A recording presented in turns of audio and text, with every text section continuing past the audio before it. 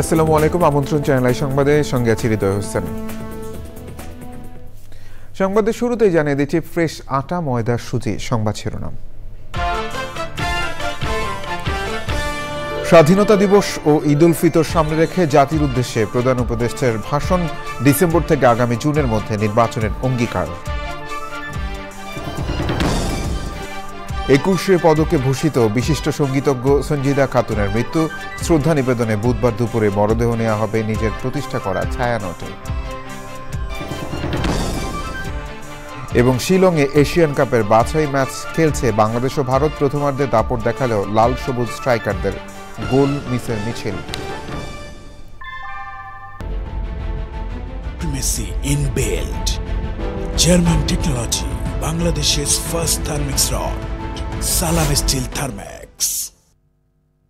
সংবাদ শিরোনাম বলে জানাচ্ছিলাম। এখনকার সংবাদ আয়োজন একই সঙ্গে চ্যানেল আই ইউটিউব চ্যানেল এবং channel I OTT platform I স্ক্রিনে লাইভ স্ট্রিম হচ্ছে। সরকারের দায়িত্ব হচ্ছে জাতির সামনে সংস্কার প্রক্রিয়াটা স্বচ্ছভাবে তুলে ধরা এবং প্রক্রিয়া শেষে নির্বাচনের আয়োজন করা।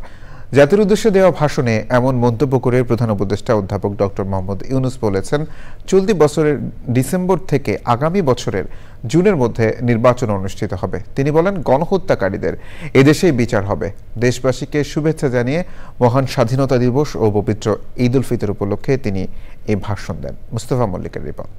বর্তমান ব্যবস্থায় বিনিয়োগের বিষয়ে খুবই আগ্রহী। জাতির উদ্দেশ্যে দেয়া ভাষণের শুরুতেই অধ্যাপক ডক্টর মোহাম্মদ ইউনূস 1971 সালে পাক হানাদার বাহিনীর হাতে নির্মমভাবে যারা শহীদ হয়েছেন তাদের শ্রদ্ধা জানান। 24 জুলাই অভ্যুত্থানে হাজারো শহীদদের সশ্রদ্ধ সালাম জানান। অভ্যুত্থানে যারা আহত হয়েছেন তাদের প্রতি। জাতীয় ঐক্যমত্য কমিশন, সংস্কার এবং নির্বাচন নিয়ে কথা বলেন অধ্যাপক ইউনূস। আমাদের দায়িত্ব জাতির সামনে পুরো প্রক্রিয়াটা স্বচ্ছভাবে তুলে ধরা এবং প্রক্রিয়া শেষে নির্বাচনের আয়োজন করা। নির্বাচনের ব্যাপারে আমি আগেও বলেছি, আবারও বলছি, এবছর ডিসেম্বর থেকে আগামী বছরের জুনের মধ্যে নির্বাচন হবে। আমরা চাই আগামী নির্বাচনটি বাংলাদেশের ইতিহাসে সবচেয়ে অবাধ, সুষ্ঠু ও গ্রহণযোগ্য নির্বাচন হবে। রমজানে যাতে কোনোভাবেই পণ্যের দাম না বাড়ে সেজন্য সরকারের বাড়তি নজরদারির কথা জানান প্রধান উপদেষ্টা।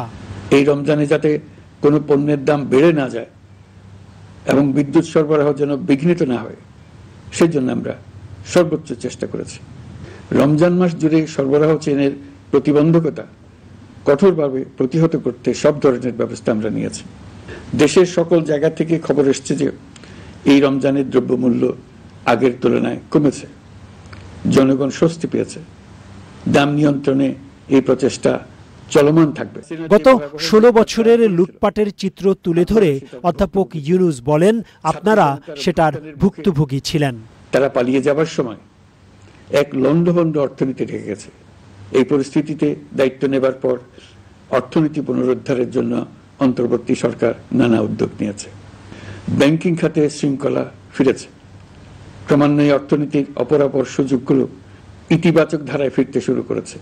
পলাতক সরকারের আমলে চট দখলের মতো দেশের ব্যাংকগুলো দখল করে নেওয়া হয়েছিল। আমানতকারীর টাকাকে তারা নিজেদের ব্যক্তিগত টাকায় রূপান্তরিত করে ফেলেছিল। গত 15 বছরে $234 বিলিয়ন পাচার হয়েছে। বিদেশে অধ্যয়নরত সন্তানের কাছে টাকা পাঠানোর নামে তিনি সন্তানের লেখাপড়ার জন্য এক সেমিস্টারের অর্থাৎ 3 মাসের খরচ বাবদ অফিসিয়াল ব্যাংকিং চ্যানেলে পাঠিয়েছেন $3,33,00,000, অর্থাৎ প্রায় 400 কোটি টাকা মাধ্যমে। কিভাবে একজন প্রধানমন্ত্রী নিরস্ত্র মানুষকে হত্যার পর লাশ লুকানোর নির্দেশ দেন? প্রশ্ন প্রধান উপদেষ্টার। জাতিসংঘের রিপোর্ট পড়ে সবার গায়ের লোম দাঁড়িয়ে গেছে। কি ভয়াবহতা! কিভাবে একজন প্রধানমন্ত্রী নিজ দেশে নিরস্ত্র মানুষকে হত্যার পর লাশ লুকিয়ে ফেলার নির্দেশ দিতে পারে? ক্ষমতা আঁকড়ে রাখার জন্য তিনি পৃথিবীর সকল নিষ্ঠুরতা ছাড়িয়ে গেছেন। যারা গণহত্যায় জড়িত ছিল, যারা নির্বিচারে মানুষ হত্যা করেছে, যারা ইতিমধ্যে হত্যাকারী হিসেবে বিশ্বের কাছে স্বীকৃত, তাদের বিচার এ দেশের মাটিতে হবেই। 36 মিনিটের দেয়া ভাষণে অধ্যাপক ইউনূস বলেন, ঈদে পরিবার পরিজন নিয়ে নির্বিঘ্নে ও আনন্দ নিয়ে নিজ নিজ বাড়ি যাবেন। গরিব পরিবারের খোঁজ খবর নেবেন, তাদের ভবিষ্যৎ ভালো করার জন্য চিন্তা ভাবনা করবেন এবং আপনার সন্তানদের সঙ্গে তাদের পরিচয় করিয়ে দেবেন। ছবির সঙ্গে অন্য ছবি জুড়ে দেওয়া হচ্ছে। Mostafa Mallik, channel I, Dhaka. ছায়ানটের অন্যতম প্রতিষ্ঠাতা ও বর্তমান সভাপতি সঞ্জিদা খাতুন মারা গেছেন। বিকেল 3:30টায় রাজধানীর একটি বেসরকারি হাসপাতালে চিকিৎসাধীন অবস্থায় শেষ নিঃশ্বাস ত্যাগ করেন তিনি। 21 পদকে ভূষিত রবীন্দ্র গবেষক ও সঙ্গীতকের মৃত্যুতে শোকের ছায়া নেমে এসেছে সাংস্কৃতিক অঙ্গনে। বুধবার দুপুর 12:30টায় মরদেহ রাখা হবে ছায়ানটে। জানাজা ও দাফনের বিষয়ে পরে সিদ্ধান্ত নেবে তার পরিবার। সাদি মাহমুদের রিপোর্ট। সঞ্জিদা খাতুন, তিনি একাধারে ছিলেন একজন রবীন্দ্রসঙ্গীত শিল্পী, লেখক, গবেষক, সংগঠক, সঙ্গীতজ্ঞ এবং শিক্ষক। জীবদ্দশায় বাঙালি সংস্কৃতির অগ্রযাত্রা ও বিকাশে কাজ করে গেছেন। সাংস্কৃতিক আন্দোলনের মধ্য দিয়ে তিনি সবার মাঝে ছড়িয়ে দিয়েছেন অসাম্প্রদায়িক চেতনা। এমন গুণীজনের মৃত্যুতে শোকের ছায়া সাংস্কৃতিক অঙ্গনে। সারা জীবন লড়াই করেই গেছেন, রবীন্দ্রনাথের পক্ষে করেছেন, ভাষার পক্ষে করেছেন, সাম্প্রদায়িকতার পক্ষে করেছেন। তো সেই জায়গাটা থেকে লড়াইটা চলবে। আমরা যারা আছি, ওনার অসংখ্য গুণগ্রাহী স্টুডেন্ট আছে, ওনার অনেক কলিগরা আছেন, তারা আসলে ছড়িয়ে দেবে ওনার যে বাতাসটা আছে, ওনার ছড়িয়ে দেবেন। কারণ উনি তো একটা ধূপকাঠি, ওনার এই ধোঁয়ায় চারিদিক আরো সুন্দর হবে। তবে এই বছরই প্রথম ছায়ানটের নববর্ষের অনুষ্ঠানে তার আশীর্বাণী আমরা শুনব না, কিন্তু তিনি যে কথাগুলো সেই অনুষ্ঠানে বলে গেছেন এবং সাম্প্রতিককালে যে কথাগুলো বলছেন, সেটা হচ্ছে এই সাম্প্রদায়িক বিদ্বেষ চেতনা যেন আমাদের অন্তর থেকে দূর হয় আর সংস্কৃতিকে যেন বড়ভাবে আমরা অবলম্বন করতে পারি। আমরা আসলে অভিভাবকহীন হয়ে পড়লাম, কিন্তু লড়ে তো যেতে হবে। উনি যেই চেতনাটা আমাদের মধ্যে দিয়ে গেছেন, সেটা যেন ধরে রাখতে পারি সকলে মিলে। তাহলে এই ছায়ানট, এই আন্দোলন, এই সাংস্কৃতিক আন্দোলন একটা দিক পাবে, এগিয়ে যাবে। সর্বসাধারণের শ্রদ্ধা নিবেদনের জন্য বুধবার তার মরদেহ রাখা হবে ছায়ানটে। আমরা আপাতত ওনার কিছু নাতনি আছে যারা বাইরে থাকে, খুব প্রিয় মানুষ তারা। ওনার ইচ্ছা ছিল ওরা যেন সঞ্জিদা খাতুনের মানে নানির বা দাদির গা ধুইয়ে দেয়। সেইটা সম্পূর্ণ করতে হলে ওদের দেশে আসতে হবে। আমরা আপাতত ছায়ানটের যেহেতু প্রতিষ্ঠাতা সদস্যদের অন্যতম উনি এবং জীবিত শেষ প্রতিষ্ঠাতা সদস্য, ওনাকে নিয়ে যাব আমরা ছায়ানটে। সবাই দেখতে চায়, কথা মানে দেখতে চায়, গান গাইতে চায়, শোনাতে চায়, সব কিছু। সেইটা হলে পরে আবার মর্চুয়ারিতে রেখে তারপরে ওরা এলে পরে আনুষ্ঠানিক কথাগুলো সম্পূর্ণ করব, তখন জানাতে পারব। সাংস্কৃতিক ব্যক্তিত্বরা মনে করছেন বাংলা সাহিত্য ও সংস্কৃতির প্রতি তার অবদান চিরস্মরণীয় হয়ে থাকবে। সাদি মাহমুদ, চ্যানেল আই, ঢাকা। শিলংয়ের জওহরলাল নেহরু স্টেডিয়ামে এশিয়ান কাপ ফুটবলের বাছাই ম্যাচে মুখোমুখি হয়েছে স্বাগতিক ভারত ও বাংলাদেশ।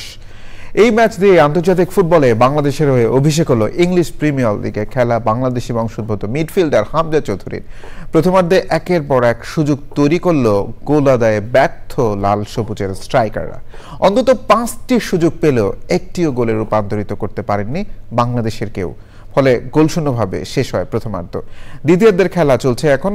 শেষ খবর পর্যন্ত এখনও বাংলাদেশ ভারতের ম্যাচের ফলাফল গোলশূন্য।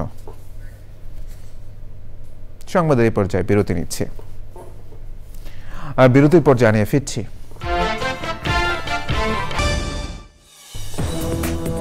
বিরতির পর আবারও আমন্ত্রণ চ্যানেল সংবাদে। আমিন জুয়েলার্স আন্তর্জাতিক সংবাদ।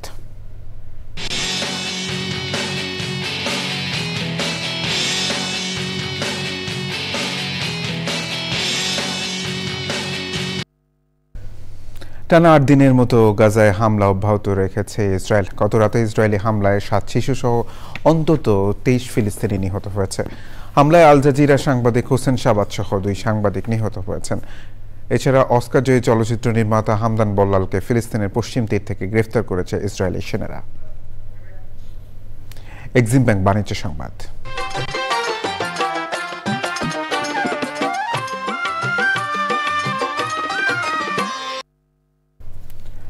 র্যাঙ্কস ই মার্টের আয়োজনে রাজধানীর গুলশান 2 শুরু হয়েছে ওএলইডি ফেয়ার।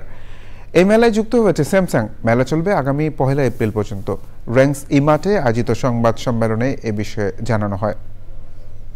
উপস্থিত ছিলেন স্যামসাং ইলেকট্রনিক্সের ব্যবস্থাপনা পরিচালক জাংমাং Jang, director and head of business Shahriyan Bin Lutfor এবং প্রোডাক্ট প্ল্যানিং এর deputy general manager Mohammad Shariful ইসলাম।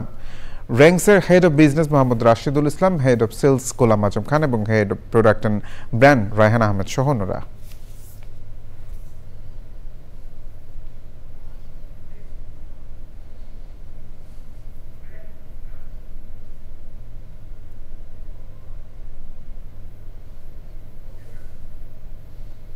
সংবাদে আবারও বিরতি নিচ্ছে, আর বিরতির পর জানিয়ে ফিরছি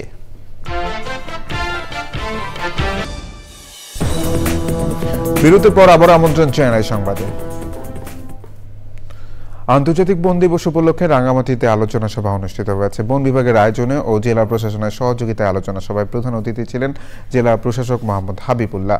এ সময় পার্বত্য চট্টগ্রাম দক্ষিণ বন বিভাগের বিভাগীয় বন কর্মকর্তা এস.এম. সাজ্জাদ হোসেন, অতিরিক্ত পুলিশ সুপার নাদিরা নূর, পার্বত্য চট্টগ্রাম উত্তর বন বিভাগের বিভাগীয় বন কর্মকর্তা মোহাম্মদ রেজাউল করিম চৌধুরী সহ অন্যরা উপস্থিত ছিলেন।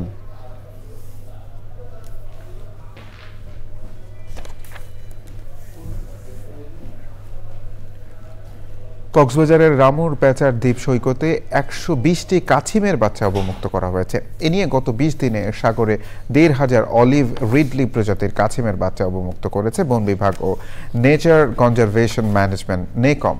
কক্সবাজার উপকূলের 12টি স্থান থেকে গত বছরের ডিসেম্বর মাস থেকে এই পর্যন্ত 25,000 ডিম সংগ্রহ করা হয়েছে। এসব ডিম সোনাদিয়া দ্বীপ, সেন্ট মার্টিন, শাহপুরীর দ্বীপ, রামুর প্যাচার দ্বীপ, হিমচুরি এলাকার হ্যাচারিতে সংরক্ষণ করা হয়। 60 থেকে 90 দিনের মধ্যে ডিম থেকে বাচ্চা বের হয়, পরে বাচ্চাগুলো নিরাপদে সমুদ্র সৈকতে অবমুক্ত করা হয়। এই উদ্যোগ কাছিম প্রজনন ও পরিবেশ সংরক্ষণের গুরুত্বপূর্ণ ভূমিকা পালন করবে বলে প্রত্যাশা সংশ্লিষ্টদের। এবার খেলার খবর।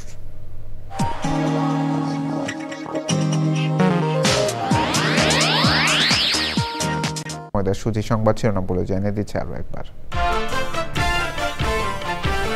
স্বাধীনতা দিবস ও ঈদ উল ফিতর সামনে রেখে জাতির উদ্দেশ্যে প্রধান উপদেষ্টার ভাষণ। ডিসেম্বর থেকে আগামী জুনের মধ্যে নির্বাচনের অঙ্গীকার।